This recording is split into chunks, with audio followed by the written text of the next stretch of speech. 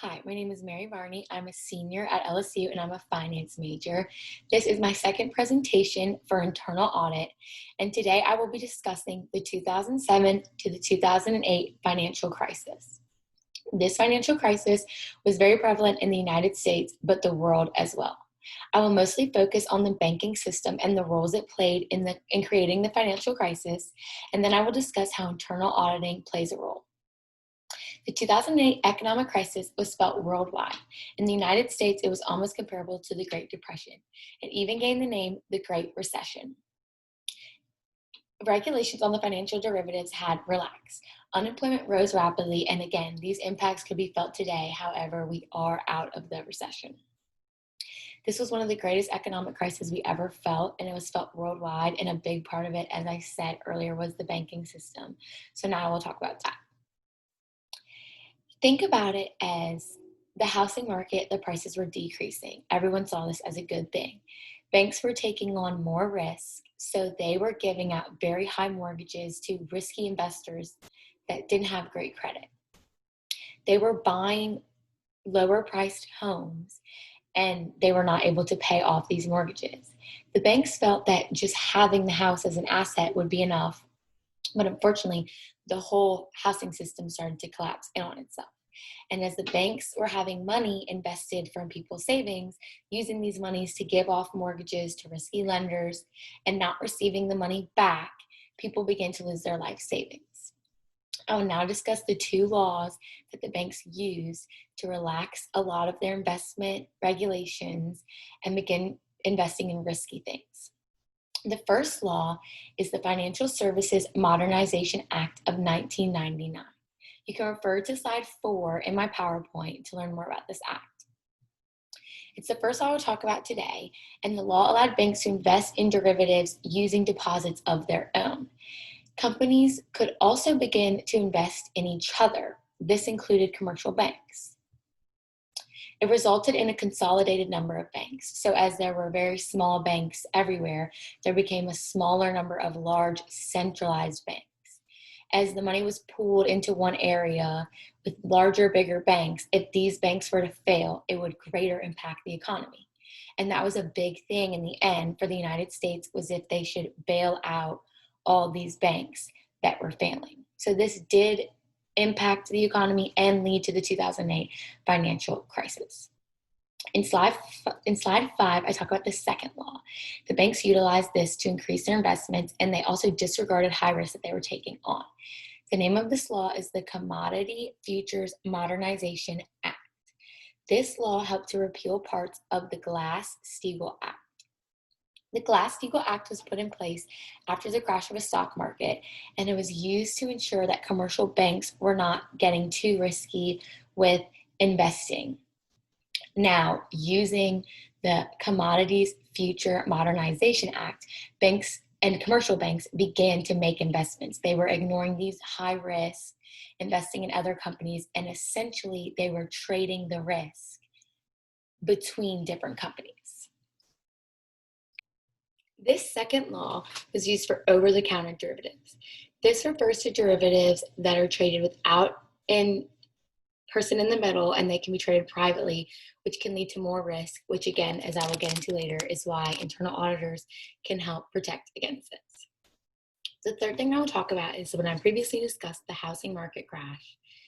Many banks were taking on large, high-risk investments, and another problem with the banking system was the loans. There became a mortgage crisis in the United States. Many people began to blame Fannie Mae and Freddie Mac. When the housing prices fell, it was very risky, and banks still were giving out credit regardless to risky creditors and not getting their money back. And many mortgages failed, costing people their life savings. Now again, people were blaming Fannie Mae and Freddie Mac. Fannie Mae and Freddie Mac are federally funded and run mortgage programs, the United States government. So when Fannie Mae and Freddie Mac went under, even though they were part of the cause of the mortgage crisis in the United States, it was important that the United States government did try to bail out these federally funded programs. It cost upwards of $125 billion for this government bailout. It was a problem that had originally started in part by the carelessness of programs like Fannie Mae and Freddie Mac and the banking system in general. However, because they did contribute to it, they were bailed out, and therefore it was furthering the 2008 economic crisis. The last bank I will talk about is a big bank, Lehman Brothers, and the bankruptcy of Lehman Brothers was one of the biggest factors in the 2008 financial crisis. If you refer to slide 7 in my presentation for reference, you will see that Lehman Brothers was a large bank and they were very feared the consequences of them going under, what that would do to the economy. Once the bank itself failed, the results were almost catastrophic. Once they filed for bankruptcy, many people lost their money, and this was again one of the major factors that played a role in the 2008 financial crisis. The subprime mortgage crisis greatly impacted Lehman Brothers because they had held on to very large investments they had previously made on subprime mortgages, and as we previously discussed, that went under. It cost them tremendously, and unfortunately, they no longer had the capital or could acquire the capital to pay back the people that they owed money to. And at this time, it just wasn't viable to expect the United States government, who had now put things in the economy, created a stimulus to try to prop up the banks that had been failing. They no longer had the means to support Lehman Brothers, which was such a huge bank. So the bankruptcy of Lehman Brothers really was a big turning point for the 2008 financial crisis. Since they lacked the capital to pay the people back, and the United States then lacked the capital to pay the people back, it became a bigger problem until they did eventually have to file for bankruptcy. This was a big incident of a large bank corporation going under and cost people a lot of their life savings.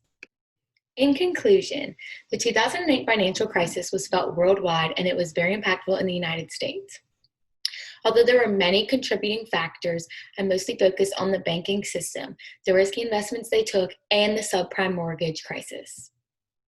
Now, how can the 2008 financial crisis be prevented in the future, and what role do internal auditors play? Internal auditors' main job is to mitigate risk.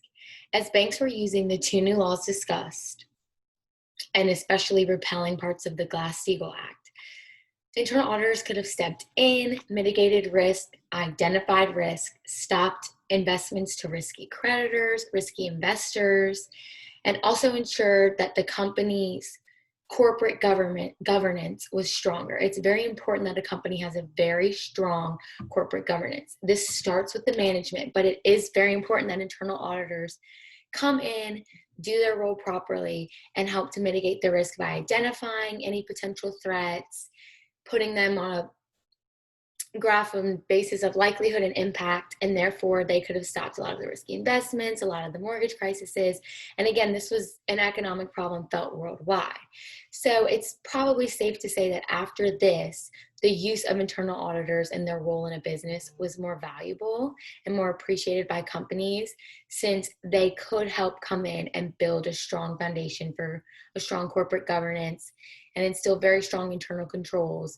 And overall, as we have discussed, there was such risky investments going on that internal auditors could have mitigated these risks, could have identified these risks, put the proper controls in place so that these creditors weren't gaining access to them.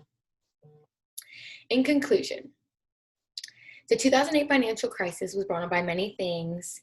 I focused on banks, I focused on the mortgage crisis, I focused on the 2 laws, the Commodity Futures Modernization Act and the Financial Services Modernization Act of 1999. These laws really came to play in the 2000s, and especially around this time, with commercial banks seeing a big increase in investments and eventually seeing the downfall of some very big commercial banks that had been making risky investments, having a lot of mortgage problems, and therefore people had been losing life savings, losing houses, and overall is a big economic crash that likely we can prevent today, but it's still a potential threat.